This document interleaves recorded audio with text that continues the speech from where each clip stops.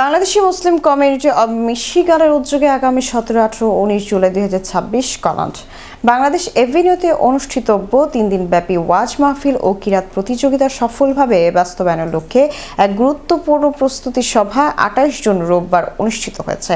প্রস্তুতি সভায় মিশিগানের বিভিন্ন মসজিদে সম্মানিত ইমাম, মসজিদ কমিটির দায়িত্বশীল ব্যক্তিবর্গ, ওলামায়ে কেরাম, কমিউনিটির মুরব্বী ও উদ্যমী যুবকরা আন্তরিকভাবে অংশগ্রহণ করেন। উপস্থিত ছিলেন মসজিদুন নূর, আল ইসলাম মসজিদ, আল ফালা মসজিদ, বায়তুল মোকাররম মসজিদ, আল ইহসান মসজিদ, মোহাম্মদী মসজিদ, দারুল উলুম ডেট্রয়েট, দারুল উলুম মিশিগান, বায়তুল ইসলাম মসজিদ, সিডিআর মসজিদ, আল ফাতু মসজিদ, দারুল কোরআন মসজিদ, বায়তুল মামুর মসজিদ ডেট্রয়েট, আমদা মসজিদ, বায়তুল মামুর মসজিদ স্টার্লিং হাইটস এবং মিশিগান ইসলামিক ইনস্টিটিউট এর প্রতিনিধিবৃন্দ। সভায় অনুষ্ঠানটি সুষ্ঠু, সুন্দর ও শৃঙ্খলাবদ্ধভাবে সম্পন্ন করার লক্ষ্যে বিভিন্ন গুরুত্বপূর্ণ বিষয় নিয়ে বিস্তারিত আলোচনা, পরামর্শ ও দায়িত্ব বন্টন করা হয়।